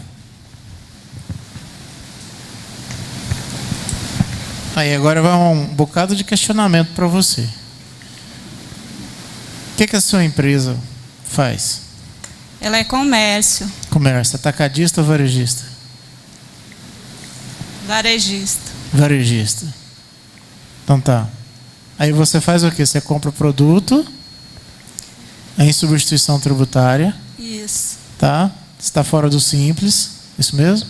Está fora do simples, né? Você está no lucro real. Isso. Então tá. Sua empresa, então, você está no lucro real, você faz a apuração de ICMS normal, é isso mesmo? Ou o produto que você vende tem substituição tributária? Substituição tributária. O produto que você vende está na substituição tributária. Qual é o segmento? Só para mim, gente. Como que é? Qual é o segmento que está na substituição? Cimento. Tá. Seguinte, você revende o cimento. Isso, né? A substituição tributária, ela tem uma incidência da indústria para o comércio varejista. E ali cessou. Não há o que se falar mais em substituição tributária. Você vai comprar e você não se acredita de ICMS nenhum. A não ser que, vou abrir um parênteses, você vai vender essa mercadoria para outro estado. Correto? Você fazendo revenda para outro estado, você vai ter que acreditar proporcionalmente aquela mercadoria que entrou no seu estabelecimento e você fazer uma nova, vou fazer nova substituição, porque anteriormente já teve uma substituição anterior. Aí você se acredita proporcionalmente e faz a substituição para frente, pagando a GNRE para o estado de destino que você está mandando essa mercadoria. Aí sim, nesse momento, você se acredita daquela parcela do ICMS normal e daquela parcela do ICMS substituição tributária para os fins de quê? De você remeter aquele imposto para o estado de destino que você está mandando a mercadoria. Somente nesse momento que se acredita. Mas, no caso, a nossa dúvida é em relação ao PIS e COFINS, a apuração do PIS e COFINS, não de ICMS. Pediu o ICMS. Não, a apuração PIS e COFINS. PIS e COFINS. Bom, eu teria que verificar se o PIS e COFINS Ele está com substituição? Eu não me lembro, não me recordo. Se eu não tenho esse segmento. Não, o PIS e COFINS, ele não tem, por causa de cimento, não tem substituição. A apuração dele no lucro real é normal. Normal. Aí ela está querendo, perguntou o quê? Que se... tipo assim, vamos supor que a gente faz uma compra de R$1.000. Certo. O valor da mercadoria é R$1.000. Somado do imposto à substituição tributária, o valor total da nota, digamos que seja 1.200. Quando nós vamos fazer a apuração do PIS e COFINS, o aproveitamento de crédito seria em cima de 1.000 ou de 1.200? Não, dos 1.000. Dos 1.000, porque o outro é imposto. O outro é imposto, você não pode fazer isso. De jeito e maneira nenhuma. E a mesma coisa também. Mas quando ele não é um custo? Hã? Ele não foi um custo da mercadoria? Não, aí você está pagando imposto sobre imposto. Aí não poderia, não. Que aí você está querendo tributar. Você, por exemplo, sua nota é 1.000, o produto é 1.000 e a nota sua é 1.200, né? 200 seja de imposto de substituição. Você não pode acreditar sobre os 1.200, só os 1.000. Qual é a base? Lá na FD você tem que separar quando você... Na FD Contribuições, que é PIS e COFINS, quando você faz... Você não tem que tirar o imposto da substituição? Você não tem que tirar o IPI? Que aí lançar só o valor base mesmo do produto para os fins de cálculo? Correto? Ou pus mais dúvida em você? Otávio, quando se tratar de imposto retido, substituição. Imposto retido, substituição, no caso. É porque tem que calcular o imposto, é só em cima da mercadoria. Inclusive, se tiver IPI, tem que excluir IPI também. Porque quando você emite a nota fiscal eletrônica e tem a base de cálculo do PIS e do COFINS, certo? Até o seu Everaldo demonstra isso no curso que a gente faz por aí. Ele demonstra aí porque o valor do PIS e do COFINS é incidente sobre o produto, sobre o valor da mercadoria, não sobre o total dela. E quando ele vai calcular, ele calcula individualmente, linha por linha, produto por produto. Então ele não acrescenta o imposto da substituição ali, correto? Eu posso pegar um gancho aí, ali? Rapidão? Tranquilo. Para o Otávio. Otávio, porque tem algumas contadores, algumas empresas que estão aproveitando o crédito também de mercadoria para consumo, tipo lanche, essas coisas. Agora tem um segmento que fala que não, que é somente podemos aproveitar o crédito de semestre de PIS e COFINS para mercadoria para revenda ou usar na produção. O que você acha? Bom, isso é uma polêmica que tem trazido, até o CONFAS ainda não regulamentou isso. A gente tem visto aí alguns estados aí, Goiás também, material de uso e consumo também prorrogou, né, Fábio, para mais 5 anos aí para frente, crédito de ICMS. Então nunca vai ter. Então se nós trabalharmos por essa premissa, nós entenderemos. Estou falando PIS e COFINS. Pois é, mas que eu estou te falando a mesma coisa. Que seria na parte de ICMS o PIS e COFINS também. Não há algo que se falar. Porque a lei lá fala que a gente tem que aproveitar da cadeia produtiva. Cadeia produtiva, né? Inclusive de energia ou depreciação, né?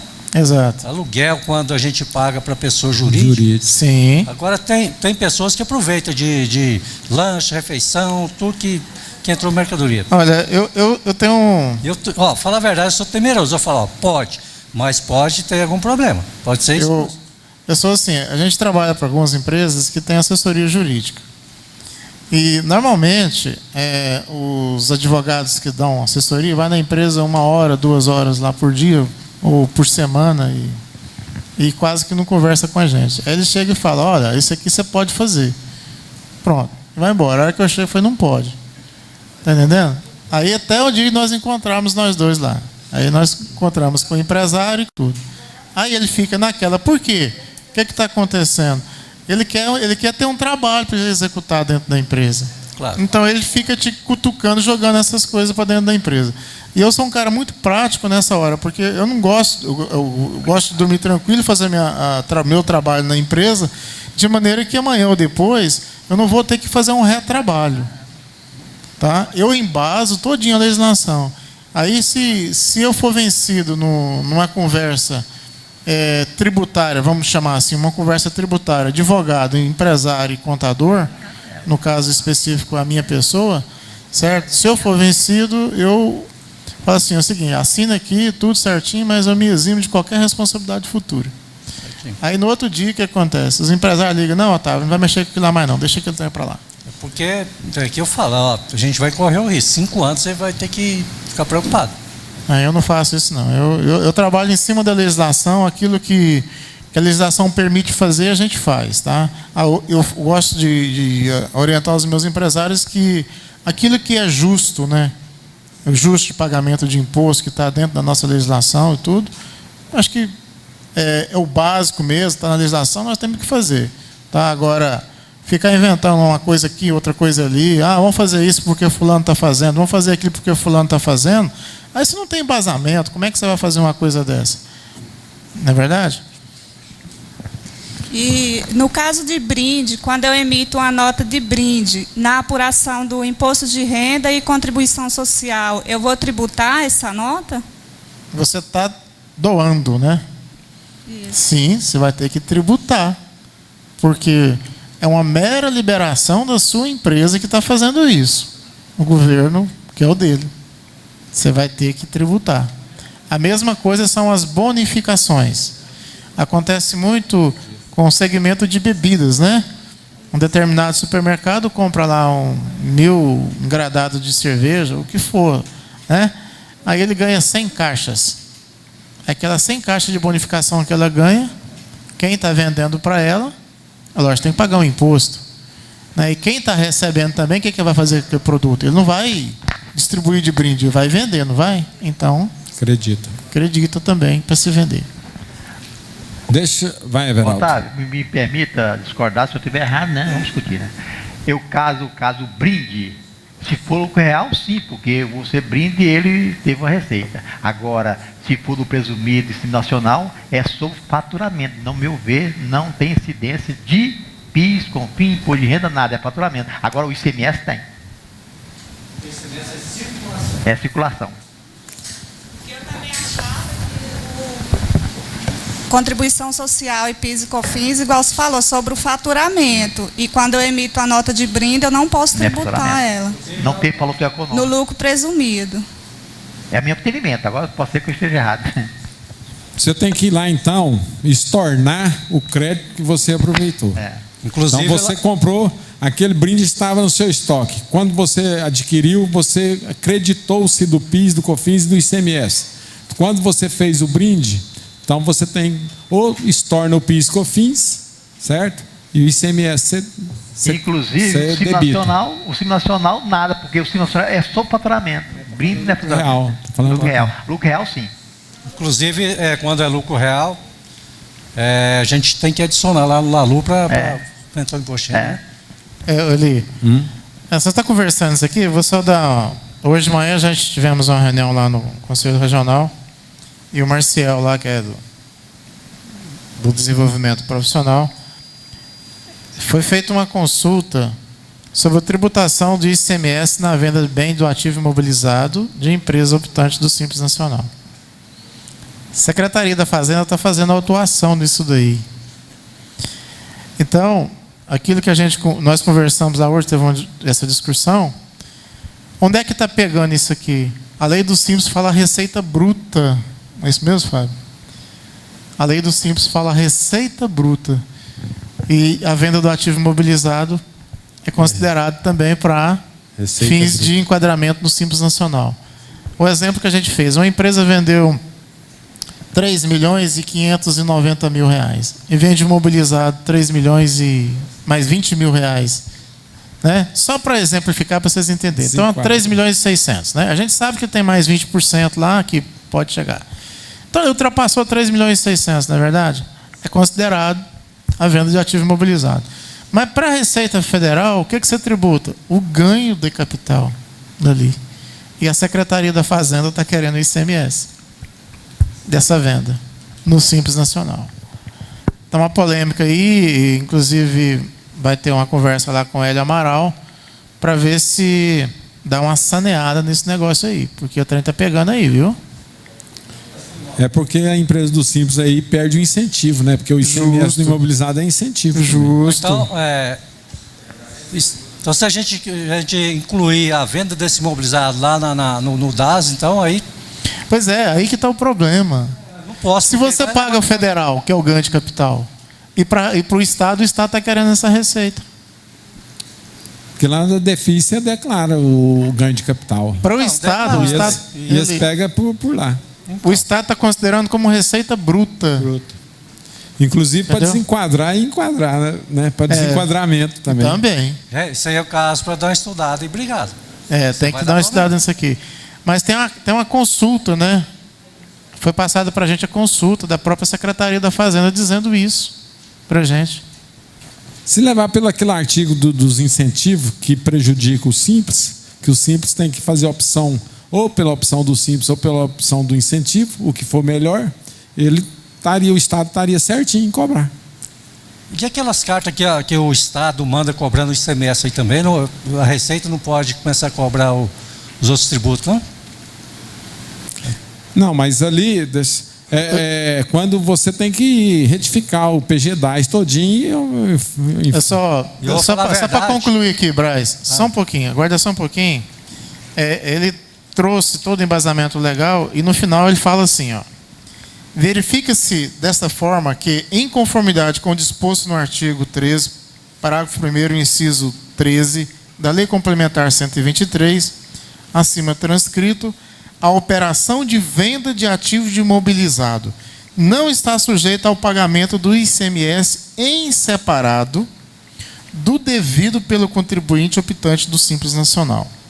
Entretanto, a referida operação enquadra-se no conceito de receita bruta, nos termos do artigo 3º, parágrafo 1º, da mesma norma. E, portanto, deve compor a base de cálculo tributada nos moldes do Simples Nacional. Está vendo? Está querendo que a gente tributa a venda de ativo imobilizado como receita. Aí, a maioria dos clientes vende um veículo, vende qualquer coisa. O contador só fica sabendo quase no final do ano. Você vendeu lá em janeiro, você vai ter que retificar o dado de janeiro, vai subir a tabela do Simples. Aí você quer vender. Vai dar efeito cascata, não é coisa das diferenças do ICMS aí. Se aconteceu lá em fevereiro, eu vou ter que retificar meus dados de fevereiro para cá todinho, vai dar efeito cascata. Não, mas é o seguinte, é uma carta consulta, né, que foi passada aqui para a gente. O Fábio tem uma cópia dela aqui, pode estar disponibilizado também no site do sindicato.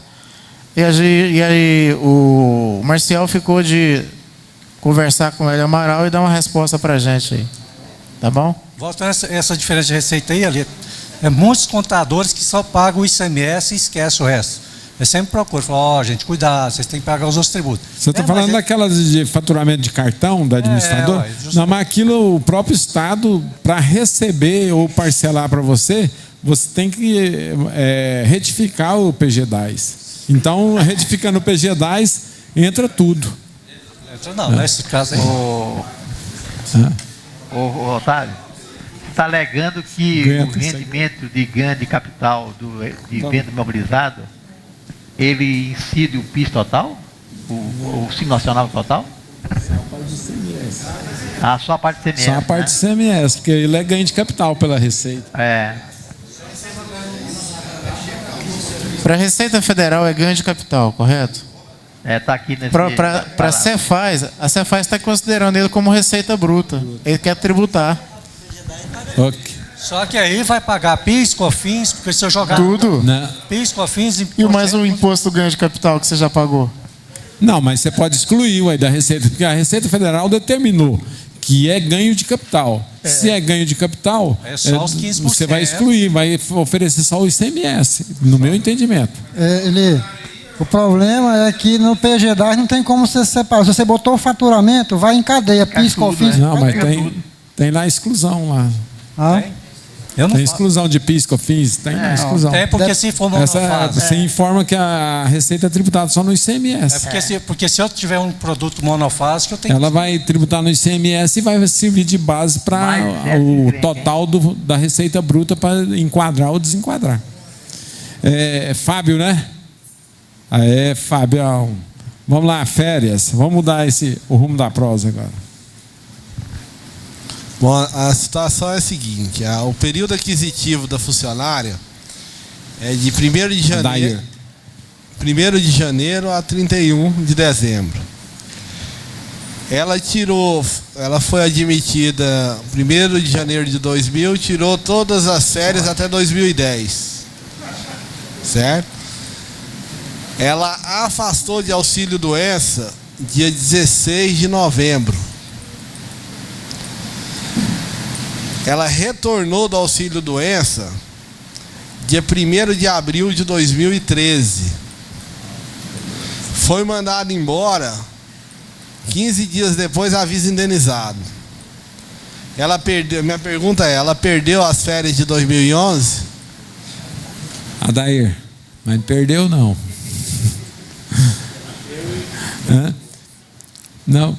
Pelo seguinte, as férias ela perde quando ela fica até 6 meses dentro do mesmo período. Dentro do período aquisitivo. Período aquisitivo. Esse também é o meu entendimento. Aí o problema é o seguinte: ela foi no sindicato dos trabalhadores de saúde particular ali perto do CEPAL do Setor Sul, foi homologado e não foi reconhecido essas férias. Aí eu falei para ela, você vai então no Ministério do Trabalho, fala com o fiscal lá, no plantão fiscal. Ela foi lá e o fiscal falou que ela também não tem direito. Aí você pensa assim, você pede para dar uma olhada para ver se realmente os dados são esses. Os dados são esses, eu olhei, corrigi a rescisão, peguei carteira, contei os períodos aquisitivos. Trabalhei por 7 anos em departamento pessoal, eu sei que analisar os dados. Qual a orientação que eu dou para essa mulher? Que ela tem que entrar judicial agora? Não, só se for para tumultuar a empresa, né? Porque na realidade o Ministério falou que ela não tem direito. Você, como amigo, falou que não tem direito. Não, eu falei que tem direito. Ah, falou que tem? Tem, tá certo. Não, aí. Ela. Ah, não, é correto. Porque o período, ela não. Nenhum do período aquisitivo, ela é realmente. Aí eu troquei as bolas aqui. Ela tem direito mesmo. Mas na rescisão não foi pago para ela?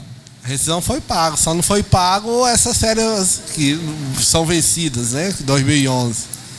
As férias vencidas em 2011 não foi paga para ela na rescisão. Exato. Aí. É advogado, então, levar para a justiça. Só judicial, a mulher é cozinheira. Acontece. As férias daria R$ 1.400, ainda vai dar 30% para advogado. Não tem uma outra maneira? Que nenhum advogado quer pegar isso, né? Não, vai ganhar micharia. Coitado do pobre, o pobre é um desgramado, né? Pobre velho, isso é um desgramado. Mas a empresa, o consultor da empresa lá, quem fez, não quis pagar, eu acho, fez a interpretação. O sindicato que deveria protegê-la, ampará-la e não. Manda ela voltar no jurídico do sindicato e explicar direito, aí, numa hora mais calma. Que eu acredito que aí o sindicato chama para uma. Como é que é a conciliação? Chama para uma conciliação. Dentro da conciliação não tem custo. Tá? Pois é, porque o sindicato vai ver que errou aí. Né? Você tem um embasamento aí? O Adair tem aqui, ó. 133. Só para reforçar aí. Ela gozou as férias até 31 de dezembro de 2010. Foi? Trabalhou normal até novembro de 2011. Foi? Não recebeu as férias desse período.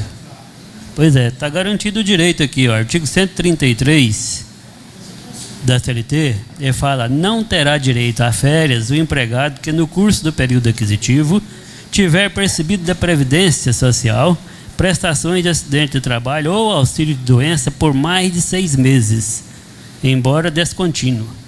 Ela, no período aquisitivo, trabalhou mais de 6 meses. Ela não ficou de licença nesse período. Então, ela mantém o direito dela. Ela teria perdido caso, em 2011, ela tivesse ficado mais de 180 dias de licença pela Previdência. No período aquisitivo. Está aqui, o artigo 133, inciso 4, garante o direito dela.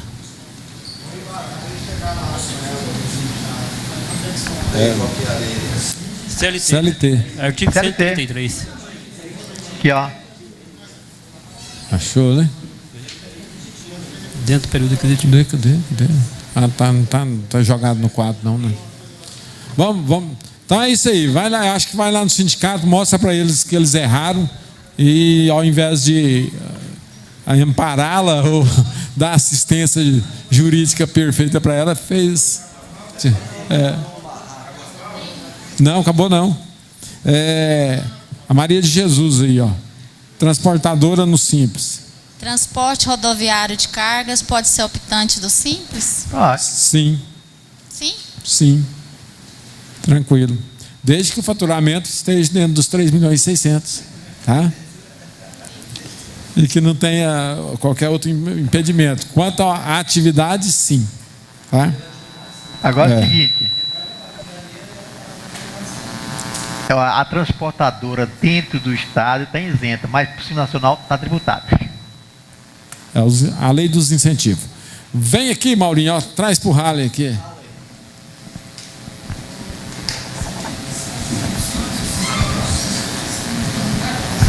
Devolução.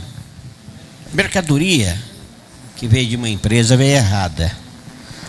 Só que ela veio tributada na substituição tributária, mais IPI, e mais tudo, né? No caso, para uma empresa do comércio que não tem como destacar o IPI na nota fiscal.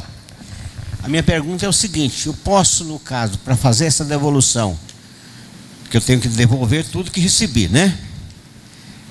A parte do IPI, a parte da subvenção tributária, a parte do ICMS e devolver. Eu posso colocar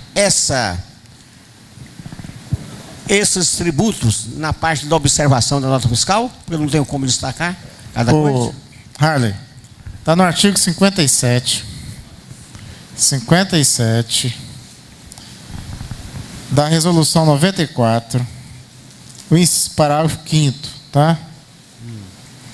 Na hipótese de devolução de mercadoria a contribuinte não habitante pelo Simples Nacional, a ME ou EPP fará indicação no campo informações complementares ou no corpo da nota fiscal modelo 1 ou 1A, ou avulsa, a base de cálculo do imposto destacado e o número da nota fiscal.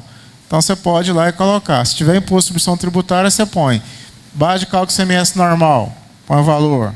CMS normal, tanto. Base de cálculo subvenção tributária, tanto. ICMS subvenção tributária, tanto.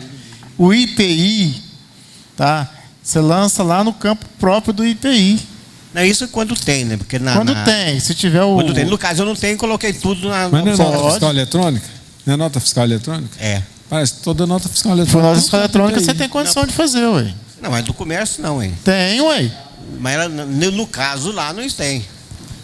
Tem, sim, rapaz. A nota fiscal eletrônica ela é padronizada, ué. Você tem um campo específico do IPI, ué. Pois é, mas acontece que no caso desta empresa lá, na nota fiscal deles não tem o IPI. Ué. Então, nesse caso... É porque o layout da nota fiscal eletrônica parece que é para todas as empresas. Ela tem o campo lá, ela não usa o campo. Esse layout novo, que é o anterior... É, né? Então aí você vai pela observação e faz a... Ô, Harley, aqui, eu tô te falando porque eu tô mais verão, eu tô dando curso, eu tô ficando craque nesse negócio, sabe? Aqui, ó. Aqui, ó. Então, seu programador não colocou aqui, ó, o valor do IPI aqui, ó. É ok. Tá ok? Tá ok. É programação. Oh, tem mais vamos a última pauta. Peraí. 2 minutinhos. Não, o pessoal gostou daquele assunto, você viu, né? Não teve jeito de cortar, ué. É do Franciano aqui, ó. Não posso deixar o Franciano. Não. Ó a carteira cheia de dinheiro aí, ó. Nossa Senhora. Ô Eli, minha dúvida é o seguinte: os códigos de barra que são criados. Tem uma empresa que eu trabalho com ela, vai fazer encartelado. Você está entendendo? Esse código de barra que se cria, ele tem alguma codificação nacionalmente? Ou ele é criado aleatório? O programador cria ele aleatório? Você quer falar aí, Vando? É o seguinte: existe uma empresa no Brasil que trata desses códigos de barras. Você tem que associar essa empresa, tá? E o produto que você vai fazer, ela te dá um programa e você passa a codificar os seus produtos que você está fazendo nesse código de barra. Sei. Eu também ouvi dizer, foi aquele que faz patente, como é que é o nome dele, doutor? Aurelino. Comentou nesse assunto, mas não me lembrava mais direito. Então, nesse caso, tem que associar, então, Otávio Júnior. Não é, vamos dizer assim, a minha irmã acho que pagou R$900 na confecção que ela tem para colocar código de barra nas roupas. Tá? Então, acho que ela comprou um kit que faz a emissão. Tá? Aí o programador da empresa dela fez as etiquetas com código de barras. Então ela comprou um kit e fez. Agora eu sei que você pode pagar uma mensalidade para essa empresa e você ter toda a assessoria deles, né? Você não tem informação nenhuma de quem é esse pessoal? É indústria, Franciano? Como? É indústria?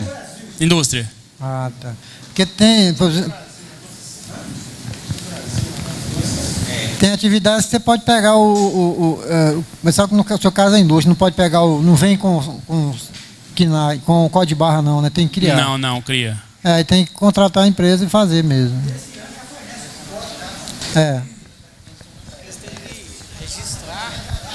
Padrão. Pessoal, para quem tem condição civil, voltou a lei, hein? Constituição Civil, a questão do desoneração lá, saiu a lei 12.844.